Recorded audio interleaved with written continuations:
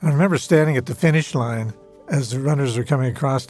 I started finding tears coming down my face, and I thought, this is an emotional experience. And that's an interesting thing about races. If you have 2,200 runners, you have 2,200 stories. Oh, once I lived in Cottonwood and owned a little farm. When they called me down to Dixie, it caused me much alarm. To hoe the cane and cotton, I right away must go. But the reason why they sent me, I'm sure I do not know. Welcome to Not Forgotten, a podcast brought to you by the Doc Booth Foundation and hosted by noted writer Lyman, who has chronicled the stories, culture, and character of Utah's Dixie for more than 40 years. I'm joined today in the studio by a really wonderful and dear friend, Kent Perkins.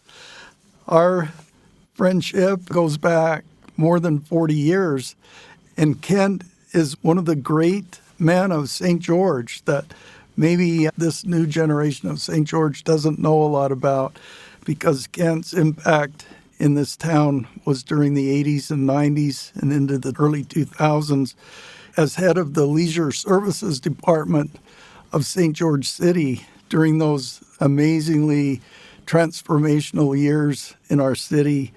And Kent, there you sit right in front of me. I remember sitting down across the desk from you in your office in the old Dixie building. It was called the Leisure Services Building, I believe, at that time. The Art Center. The Art Center. Yeah.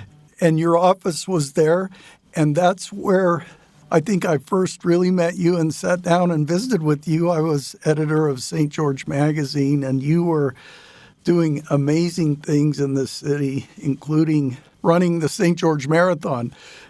Not running the marathon, but running it. And I think that was one of the first fun things that we connected with. In fact, I'm going to read this first paragraph. Kent Perkins has never actually run a marathon, but he runs the biggest marathon in the Intermountain West every October. You see, Perkins doesn't have time to run. He's too busy running the event. Kent Perkins is St. George's Leisure Services Director, and this will be the fourth St. George Marathon he's headed. It's a tradition he's mighty proud to be a part of. And the article goes on from there, Kent, but take us back to those days in the mid-1980s when you first came to St. George and share some of your memories and thoughts about that time. We arrived in St. George in 1982. In fact, we arrived just before the marathon that particular year.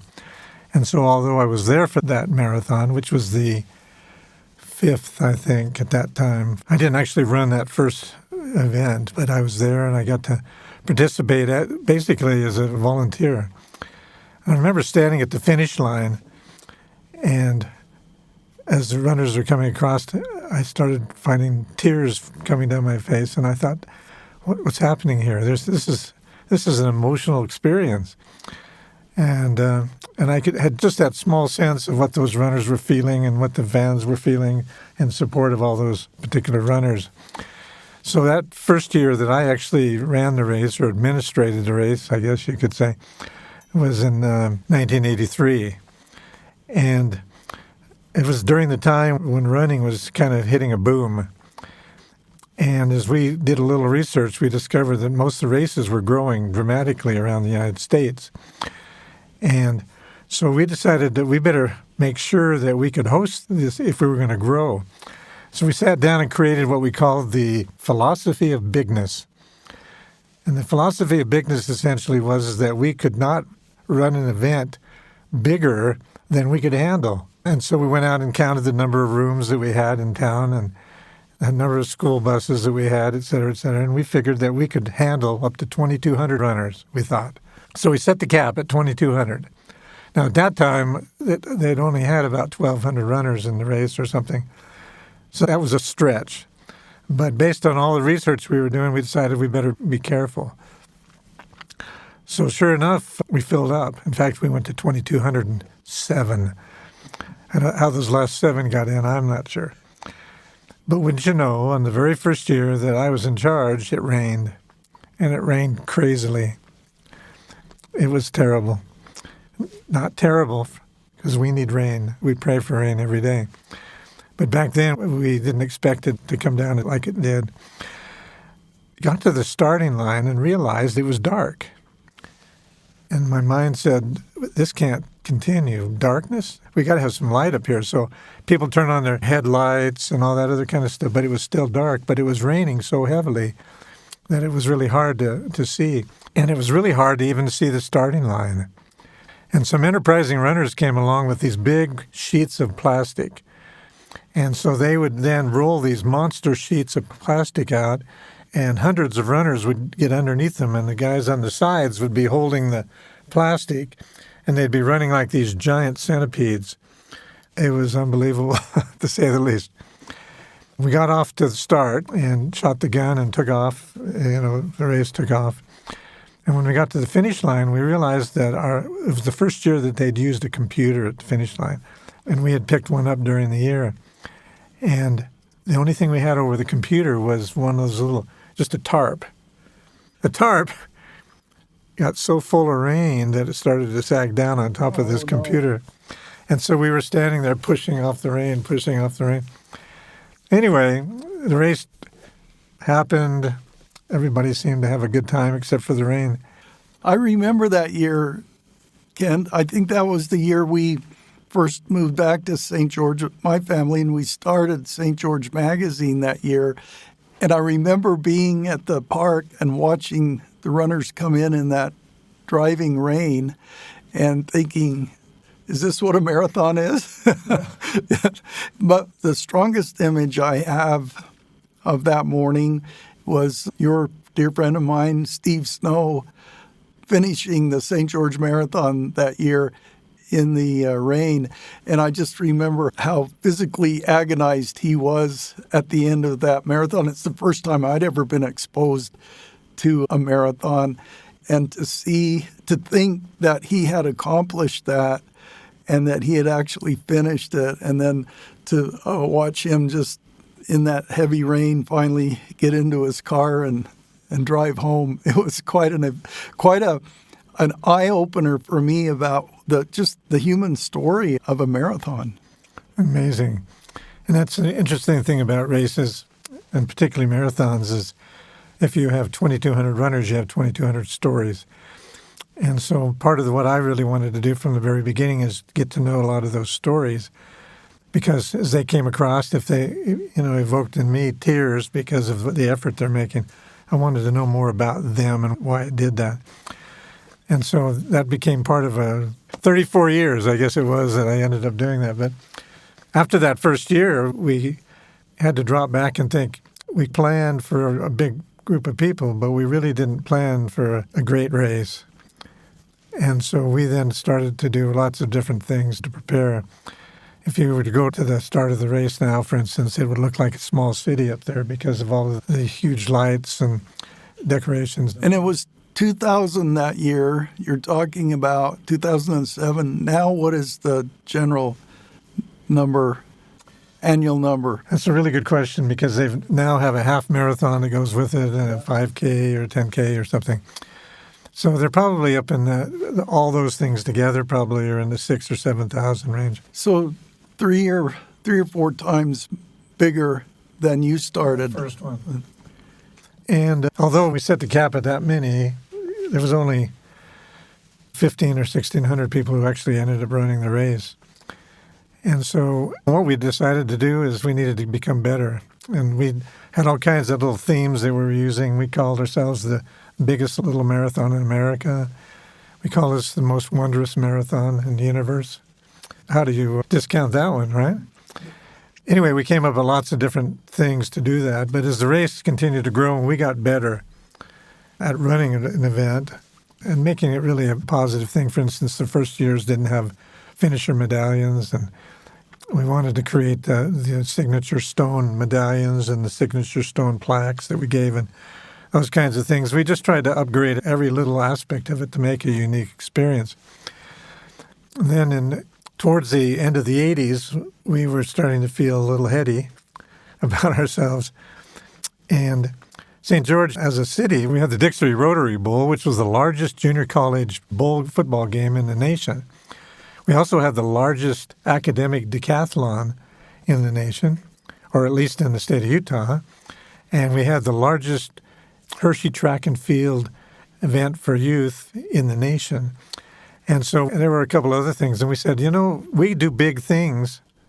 Even though we're small, we're used to doing big things. And so I went to a national track and field, USA Track and Field Convention, with the idea that we were going to put in a bid to host the National Senior Marathon.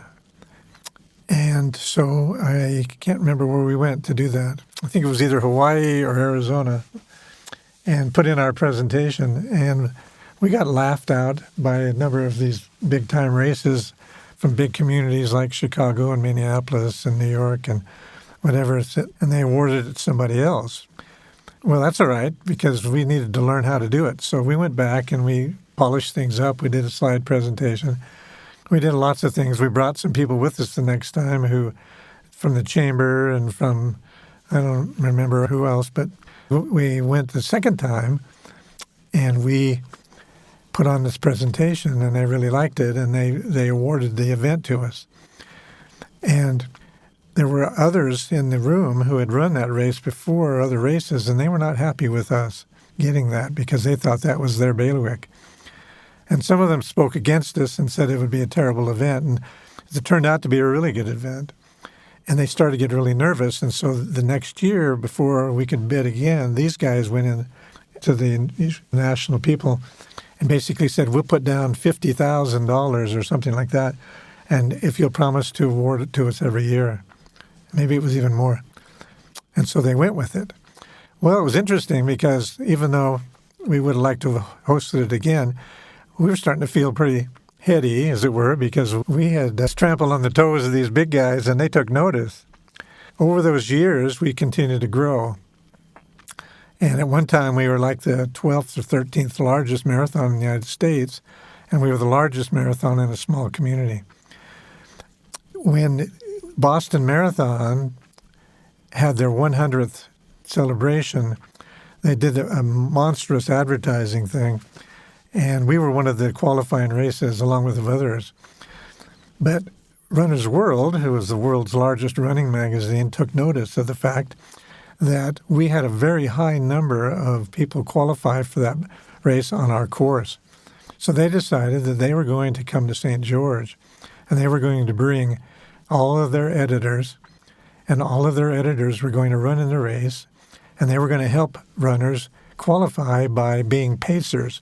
So one person would be, okay, I'm guaranteeing that everybody who runs with me will get in at this qualifying time, and another one did this one, and this one, this one. So, but they notified us about 2 or 3 weeks before the event. The town was booked full by all the runners, told us they were coming to do this. And so we started scrambling and said, all right, guys, where are we going to put these people? There's no place in town for these people, right? So it just so happened that the hospital was redoing the top floor of their hospital, and they hadn't opened it yet. So we went to IHC, and they agreed to allow all these editors to stay on the top floor of the hospital. And so they all got a hospital bed, and they'll always remember that they slept in a hospital bed. And they would talk about, hey, that bed goes up and it goes down. And it goes down. Anyway, So let me I'm just thinking, Kent, you're describing the Dixie Spirit here. How we, in this town, we figure out how to make things work. That's a great example of that. Yeah, it's a great example. We found that as we were growing, that we were really playing into the Dixie Spirit, and we were calling on it in great large measure. And of course, we had tremendous support volunteers, but all the organizations in town and all the different departments in the city and the county and the university, and the businesses. It was such hey, we have an objective. Let's figure out how we can make that work. That's what I really loved about, working in St. George, was that Dixie Spirit. And we knew we could accomplish anything, and that's one of the things that we shared with these people when we bid for these events, was we talked about the Dixie Spirit. We talked about the fact that we do big things, we're small, but we do big things because we have that let's make it work kind of a spirit. So they came to town. These editors came to town. They ran the races. What year would this have been, or roughly? Was it in the late 80s or 90s? So it was 96. So we were growing steadily up to that time. And so they did this huge story in Runner's World about their experience at St. George. The top went off. It was unbelievable at that point in time. We were putting up deadlines. We were putting up caps. We were doing everything. We did a lottery. We got a big old lottery barrel, and people would send in their registrations and envelopes, etc. And we put them all in this giant barrel, and then we could only take a certain number, and we're in there for hours spinning this barrel and reaching in and grabbing it. And I still have a lot of the envelopes that people would write on it. They would draw pictures. They would say, pick me, you're the greatest, please pick, those kinds of things. It was really interesting, but it just was unsustainable to do it that way.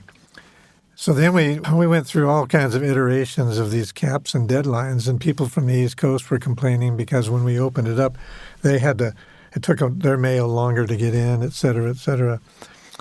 And we started looking at, we'll take a percentage from each state. We did all kinds of strange things. People would drive from California to be here on the morning it opened so that they could drop in their registration. One of the things that's interesting here, I think, is that this is the pre-digital time. I mean, you didn't have that digital facility of instantaneous online registration. We didn't have any of that. It was all envelopes and by hand.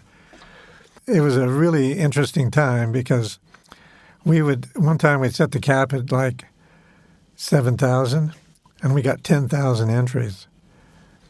And what do you do with 3,000 people you have to say no to, So it struck me one day that what we needed to do was we need to start thinking about the race like the airlines do. They overbook. And so we needed to figure out a way to overbook. And so we knew that I went back and I did a statistical review of every race, how many registrations we had and how many people actually ended up showing up and how many finished. And I calculated that 17 or 27, I can't remember the number right now, almost to a decimal point, I knew how many people were going to drop out of the race. Now, I don't know how that works. But I could tell you at that time, I said, okay, we've got this many people in the race. This many people are going to drop out. And it was almost right on. I mean, within 5, 10, 20. It was such an interesting thing. So I could say, okay, we'll take 8,000 entries, knowing that we can only really handle 6,000 people in the race because of the buses and all those other motel rooms and stuff. But I got more people in the race. I got more people revenue, et cetera, et cetera. So we went through that incredible period when we were just growing like crazy, and we were just hoping people would build motels, and we were out there looking at for porta-johns in 3 states, and we wrote an article on how to run a marathon or any other small war. You have to take into account all those other support things like the porta-johns and the buses and everything that goes along with it. And those are all factors in whether you can grow or not. So those were really, really interesting years, really growth years. In 1989, we made a connection with Japan. And we ended up becoming a sister race to the Ibigawa Marathon. And at that point in time, we decided that we weren't able to offer big prize money to runners like a lot of the big races. So we had to have something unique. So we gave them an all-expense-paid trip to Japan, which we thought was a pretty cool thing. And they could bring along a spouse. And so we started taking a delegation of people over to Japan, which turned out to be an incredible gift and a wonderful experience. And as they grew, we grew. And it's still alive. That's a real special part of the marathon. Ken, one of the things that stands out in my mind with the marathon is the amazing number of volunteers and how devoted those volunteers have been over the years? In those early years, those volunteer positions were prized. And so I can think of several families or organizations that had certain aid stations along the course. And as somebody timed out, whether it be their health or whatever it might be, it would go to somebody else in the family or the group. And so there would be like 20 and 25 years where that same family or group or ward or whatever it would have that same station. And that whole spirit thing again, the Dixie Spirit, those volunteers were so committed. And so they would come to us in droves. And so the amount of time you spent out recruiting was really negligible by comparison today.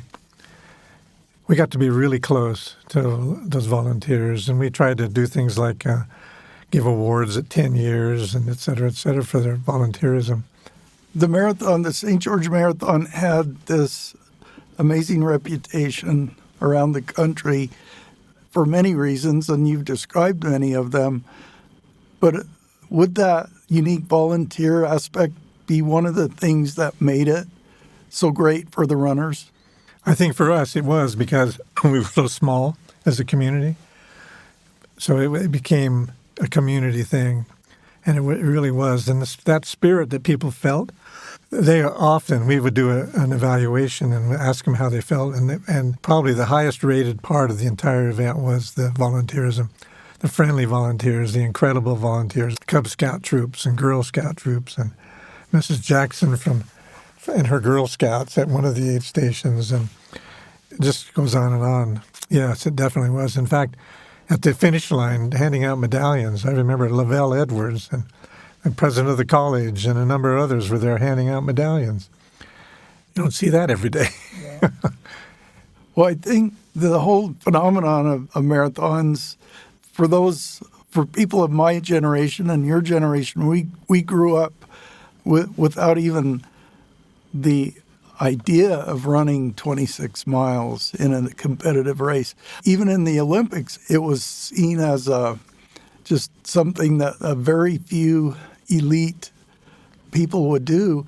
And then by the 1980s, thousands of people are running 26 miles and competing in marathons. And it seems like St. George was really at the heart of that phenomenon, not only in the country, but in the world. We really were. And it was surprising. We were getting people from everywhere. We had people coming from England who would fly all the way from England to run the race. There was a friend. We knew him so well. He was in our 10-year club, and he came all the way from England. We had another runner from Japan who came, and he was in the 10-year club. We had a whole raft of runners from Atlanta who all worked for Delta, and they all flew up to be in the event. So it became not just a regional, but a national and international event. And really connected people from all over the world with this place that was in that process of emerging out of isolation and obscurity into a world-class place to live. And those people were coming here, going back home, telling other people about it. It's in some cases even moving here. I remember the first time somebody came up to me and said, I came and bought a house here because of that marathon. And I thought, oh, okay. The other part of it is also just how our local citizens became, not only were they volunteers, but they became runners during those years. I think of Debbie Zockel, this amazing girl from my generation who became an annual runner and placing high as a local runner in the marathon. There were quite a few. In fact, Kent Garrett is one that comes to mind, who was in the Exchange Club, and then he ended up running in the race. And there were a lot of individuals who started as volunteers, but that wasn't good enough. They got the spirit of the event, and they wanted to train and run in the event. So there were a large number. And we started finding some really competitive people, as you mentioned. And over the years, we've had a number of locals who have won the event. I was looking at this article that I wrote in 1985, exactly 40 years ago, Kent. You were the key person that I interviewed for that article. But there's some different stats, but it lists the 1984 local finishers. I'm going to read through them because I'm sure you knew all of them, but I think it'd be fun to do that. Jay Cooper, Darrell Larkin, Robert Bruschke, Dean Jennings, Dean Duke, Lindsay Merrill, Deborah Zockel, John Kliarski, Russell Bennett, Jim Lohr, Harold Hess, Ian Naif, Mark Hansen, Lynn Beecher, Dale Larkin, McKay Christian, and I'm coming to one right now that's bringing tears to my eyes, and I want to talk about it. Peggy Hafen, my mom. Kelly Mitchell, Dick Truman, Ray Hoyt, David Mason, Richard Rowland, Carrie Bradshaw, Steve Jolly, David Slack, Gary Turner, Tom Segmiller, Joe Rimmensberger, and Janet Ludlow. Amazing. I'll bet every one of those names are names that you know and interacted with. As I was looking at this, midway down that list is my mom's name. This was 84, and my mom was 53 years old. She lived just 2 blocks down the street from the finish line. She started going and watching those runners cross that line, tears in her eyes, like you were talking, and something she had never imagined in her life ever doing. But she began to run, and she would run every morning. And in 1984, she decided she would run the St. George Marathon. And that was one of the most inspiring things in my life ever, because I could never imagine running a marathon and then going to that finish line and seeing my mom there. She's 93 years old now, and her favorite thing to do in the whole world is to go up and watch the finish of the St. George Marathon. She looks forward to that every year, and we try to get her up there. We can't get her into that busy park area, but we go down 300 south a ways, and she'll just sit there and just enjoy seeing those runners come by, and that feeling of accomplishment in her heart at the age of 93, knowing that she did that once. It's amazing. I have to admit I'm getting a little emotional thinking about that myself. That is, it's an incredible thing. And, you know, the thing about the marathon and a lot of these races is there are no losers.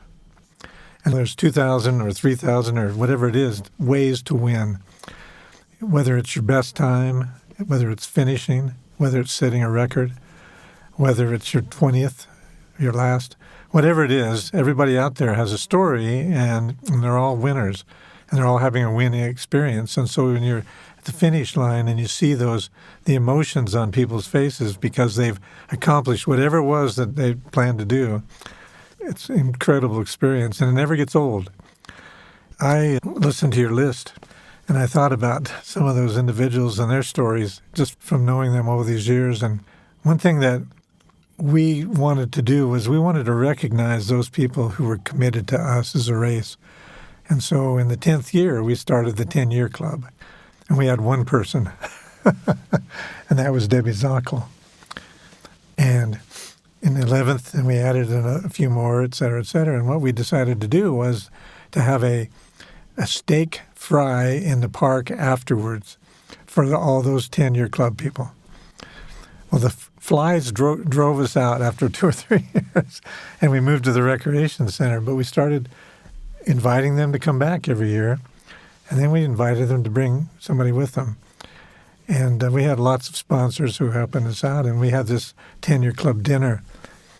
Well, it started growing and growing and growing, and at some point in time, and I'm not sure where it is today, but I think there's close to 1,500 people or so who've been in that race. Well, then what happens when they get to be 20-year or 30-year or 40-year? And so we would give them shirts and other kinds of things to mark them, and it kept bringing them back and bringing them back from all over the world, literally. And there were so many who crossed the finish line and said, I swore up and down I'd never do another one of these, but I've got to get that shirt. And so we internally built this sense of loyalty. And this dinner, when you've got 1,000 people come to the dinner, it's like a completely another big event, you know. And at the end of this thing, then I would stand there. I was always the host of this thing, and I would stand there and say, all right, everyone who's run 10 times, stand up, you know, and they'd stand up and we'd all clap. And then 11 and 12 and 13, right on down the line. And we get to 40 or 41, whatever it was. And the last person standing was always Debbie Zockel. And everybody would stand and applaud for her, you know. And boy, that got the heart going. Yeah. Those are great experiences. Harking back to what I had said earlier is how important it was to get to know these people. The individuals.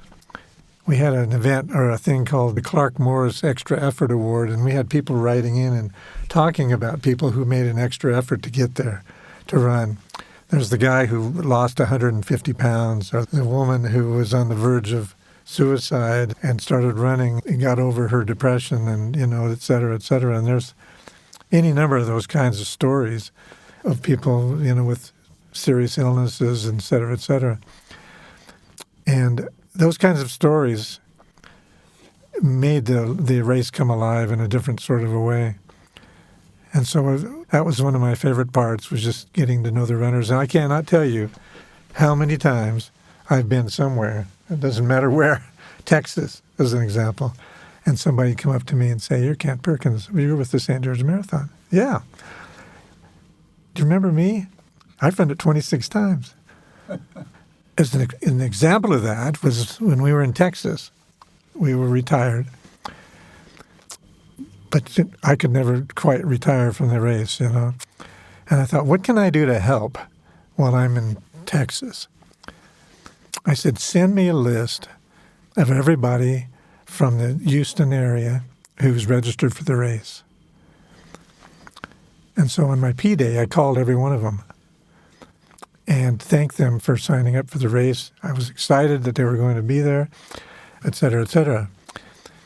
And that was really helpful to me because it allowed me to continue to still be a part of the event. Awesome. One of those individuals then called my wife and I and said, hey, what are you doing on your P-Day? And I said, well, will you come and volunteer at one of our races? A week or two before the marathon, she was putting on a race. And so we went and volunteered with that. I have been in many different places around the United States where people have told me that their uncle or their aunt or their sister or their brother ran in the race.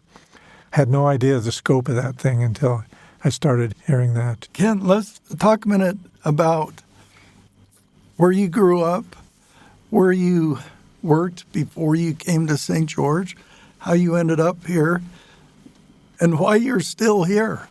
Actually, I was born in Ogden. I ended up living in Cheyenne, Wyoming. And so I was raised in Cheyenne, went to high school in Cheyenne, went to BYU, married a New Jersey girl, looking for employment after graduating. It was tough. Those were the early 80s, and it was really tough. Early 70s, excuse me. I ended up packing up a wife and a daughter in a Pinto station wagon, driving across the United States and interviewing in every city, walking in people, cold calls all the way across the United States trying to find a job.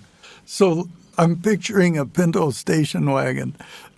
Many of our younger listeners won't have a clue how small that car was. Tiny, very tiny, and not particularly well made either. Sorry, Ford dealers. Anyway, so we ended up going back and staying with my in-laws in New Jersey. And times were so hard for trying to find employment that I drove all the way from New Jersey to North Carolina for a part-time job interview. I didn't get it. But I ended up making a lot of contacts and eventually went to work in Bucks County, Pennsylvania. And from there... Were you involved in city... I was in the county. I worked for the county in Parks and Recreation. And then 3 years later, we moved to Delaware and worked in the city of Newark, Delaware. And then 5 years later, we determined that it was probably time to look elsewhere. And so I actually flew back to Utah to interview for 3 different jobs: Kearns, Provo, and St. George. My dream job was Provo. They offered it to me. I had just accepted a few hours before the St. George job. And so people often ask me why, and I said, well, the only thing I can say is that St. George, I felt like, was on the crest of the wave. It just felt like that it was an opportunity, to start from scratch. And so my job was to put together a bunch of diverse functions and department or whatever into one department. So we created the Leisure Services Department. St. George is a lot different from the East Coast, I can tell you. The megapolis where we lived.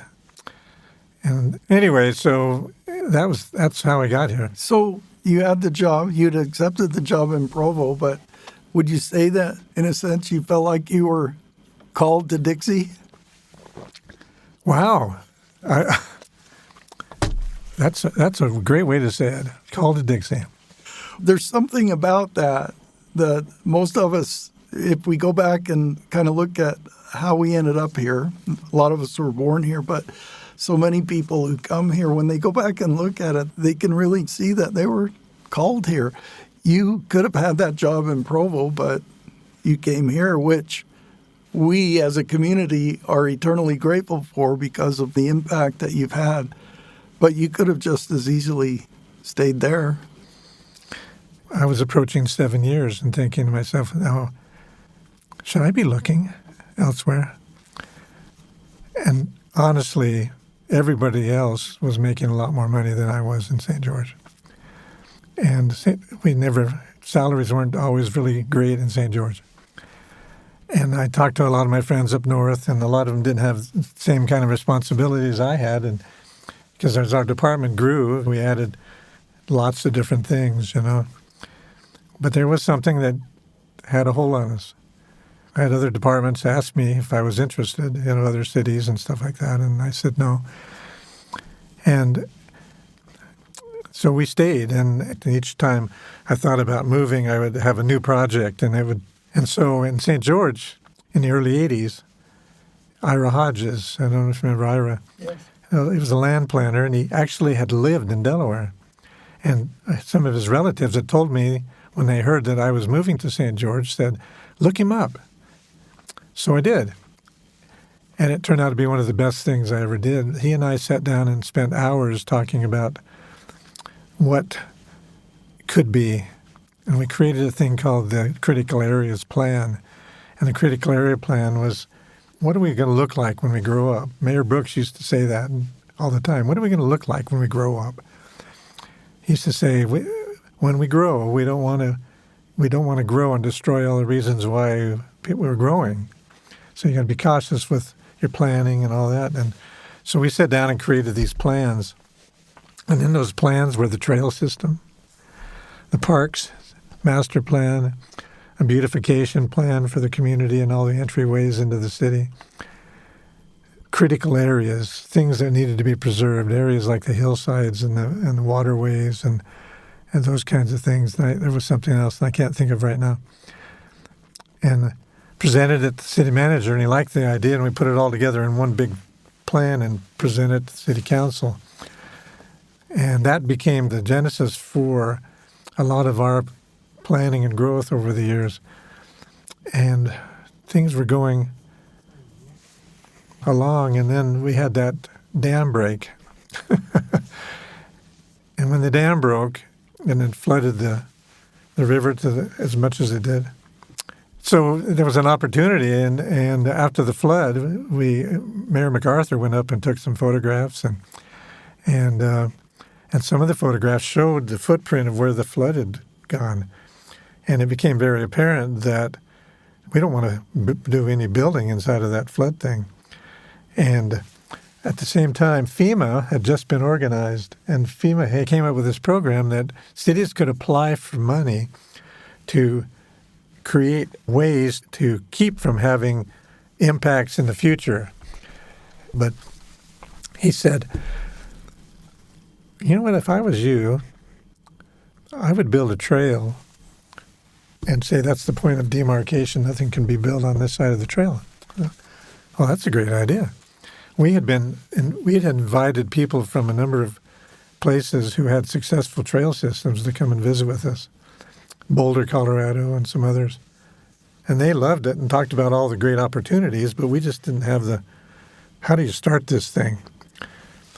And so we actually put in a grant request, and I went to the city manager and said, hey, let's build a trail. He laughed at me. Steve Snow laughed at me. Tell us about the city manager. About his response? No, tell us about, was he your boss? Yeah, Gary Esplin. Yeah, he thought I'd lost it. And Gary Esplin, he was the foundation of so much of all of this that we're talking about. He had been here forever, and he was here during all of that. And what you achieved during those years was working with him. Absolutely. And he would see me coming, and he could hear the dollar signs go, ka-ching, ka-ching, ka-ching. You know, and he thought I was crazy and whatever, but I got permission to put in the grant, and we got it. And so we built the first section of trail from Bloomington up to where the car dealerships are. And we put boxes at both ends and asked people to comment. And the boxes were constantly filled with comments about build more trail. And this was, I think, 90 or something like that when we finally got done with it. And we had the plan, we had the master plan on what we wanted to do. So the council was still wondering, what do we do with this thing? And we asked the master's degree students from UNLV who were in the field of recreation and parks to come up and do a survey. And they surveyed residents, and they came back and said the number one thing that the residents want is the trail system. And there was a lot of eye-opening on city council's part and also on the staff. In 1996, Sherry Atkin and Ross Hurst came to me one time and said, we need more tennis courts in this city. We need more thises and that's. And I said, yeah, you're right. And I said, but, they cost money, and we just don't have the money to do that. And so Ross says, well, why don't you bond for it? And I said, well, that would probably work really well. And I said, but you don't have to sell me on it. You have to sell city council. So Ross and Sherry went in to meet with the mayor and the city manager, I think. Anyway, they got on the city council work agenda. And so we all went to this meeting, and they basically said, we got to have more for our residents. We got to have more facilities so we can draw people into town, et cetera, et cetera. Well, all these things they were asking for were in our master plan, but we didn't have the funding for it. And so they got city council committed that the council would do another major survey and ask the residents how they felt about all these things. At the same time, they basically said, we're going to do a planning committee. We're going to select people from the community who can come together on a regular basis and talk about what the needs of the community were. So we created this, what we ended up calling it, the Quality of Life Committee. And Steve Wilson was our chair, and Ken Hinton, and lots of different individuals were on the committee. And then they broke up into different subcommittees, et cetera, and it did a lot of survey work and determined what the city really needed. And Ross said, if we're going to form this committee, you have to promise that you'll support the outcome of this thing with a bond election or something like that. And so they got promises. We spent a year almost going through all this planning and collecting of information. And then they hired Dan Jones and Associates to say, are you willing to support, to the residents, are you willing to support a bond election? It could have this impact on your whatever. And it came back favorable. So they said, go for it. And so we went out for the bond, and it was it was approved. 69 or 67 or something % of the residents. And from the bond, we were able to leverage the money. So we got $18 million, but we were able to leverage it with grants, donations, all kinds of things. And so, the value of what we built was far exceeded $18 million. We built the canyon complex, softball complex. We took a major chunk out of the trail system. We built the tennis complex and the aquatic facility. And we lit all of the tennis courts in town, including the school districts. We lit all the softball and baseball fields, including the school districts. We put in artificial tracks in all of the high schools. We built, I don't know how many neighborhood parks. And it was a tremendous success. And all those facilities are still out there being used. They're all being used, and all of that original vision is being enhanced and increased day by day here. It's amazing what's happening for that quality of life in this town. And Ken, I just look at you and think about what it is that you and your associates envisioned in the 80s and how it has come to fruition and continues to build here. What a transitional time those 80s were, and how you were in the middle of all of that. I think of you, I think of Carl Brooks, I think of Dan MacArthur later, I think of Gary Esplin, who was through all of that. But you brought something as head of leisure services in this town that was really special and really important, and we are all the beneficiaries of it now. I wish we had time to talk about more of it, and hopefully in the future we will, Kent, because we'd love to be able to get back together. We based this mainly on the marathon. That really is just a sliver of what you were doing during those years. You've mentioned several times that we're a little town that does big things, and I think that goes all the way back to those first couple of decades when St. George was founded. We were a little town, but we built that big, beautiful, white, sacred edifice that now sits in the middle of the city. And that was a miracle that could happen. But the kinds of things that you've talked about, a little town doing big things, they were all miracles as well. Maybe as we wrap this up, Kent, you could just share with us your feelings about this place and why you still live here, because you could have retired anywhere. Yeah. I guess shortly it's home. Carl Brooks, I asked him when I first started, I said, how am I going to know when I feel like I'm actually from St. George, And he said, well, if your parents or your ancestors helped dig the canals, then you'll know you were. None of them did. But, it has become home, and it has become someplace that's special. I think a lot of times, if you go out into the Bloomington Hills area, there were hundreds of trees that were planted by residents. When we decided to get together, and the parks and the trails and the golf courses were kind of barren, and so we put together this thing, and we had hundreds of people come out and plant trees. We had Larkspur Park, where we ended up having hundreds of people come out and lay sod for a park. We, as a community, we helped Hurst Field. We helped build Hurst Field. We laid sod. We did all the things there. The fountain at the corner of Bluff and the Boulevard, that was the Spirit of Dixie. The group, the Spirit of Dixie. So much about it. And so my major feeling is that we're not done yet. We've come this far, and we're not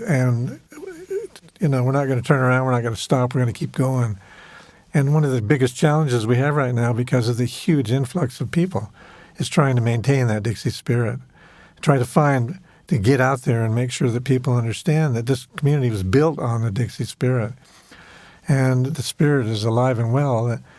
And in some cases, it might have gone into hibernation in some ways, but we need to make sure that it stays alive. We need to still be the kind of people in the community that keep it alive. We need to do the things that we do for the good of the community. Can I throw in one last thing? Do I have time? We used to meet multiple times a year. The mayor, city manager, I was invited, the chairman of the county commission, the superintendent of schools, and the president of Dixie College, and we would meet together and talk about what our goals were for the community. That's what you talk about, the Dixie Spirit, is when all those individuals recognize that we're all in this thing together, and we're a better community because we are. And so when we ever lose sight of that, when we become so provincial in our thinking that we don't realize that we are here because of that collaboration, of that spirit, that desire to make the community the best it can be, then it goes south real fast. So I guess I'm here because I don't think the job's done yet. When you mentioned Carl Brooks and how he used to tell folks, well, if your ancestors didn't work on the ditch, that's how he would say it. That original ditch from the base of Pine Valley, the Cottonwood Spring that brought water all the way down to St. George, that was how you would define yourself as a native here. But I think, Kent, when I'm on a trail here in the St. George area, and I often am, I think of you. So your ancestors might not have built the canal or the ditch, but you built those trails. And that's the whole point, is that you don't have to be a fifth generation person here. You can be a first generation pioneer, and that's happening every day. It's happening every day, and people are establishing their roots here in really wonderful ways. But they're able to do it because people like you and that group that you just described, who got together regularly, were concerned about quality of life. And that's what you've given us, is quality of life through your work. And I just want to express that from my heart, Kent. Thank you. You're welcome. Thank you. The Doc Booth Foundation is dedicated to empowering individuals through educational opportunities and promoting mental health advocacy. Through scholarships and funding for important community needs, the foundation perpetuates the can-do spirit of the founders of this community, using the lessons of the past to chart the course for a better future. Make your tax-deductible donation at docboothfoundation.org.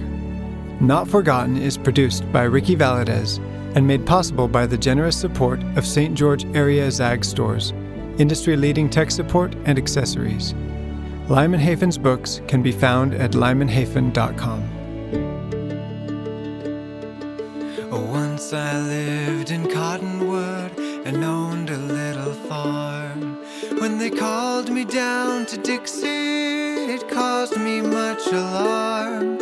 To hoe the cane and cotton, I right away must go. But the reason why they sent me, I'm sure I do not know. We came to Dixie, and we called it home. Oh, in Dixie, we've lived and grown. But the reason why they sent me,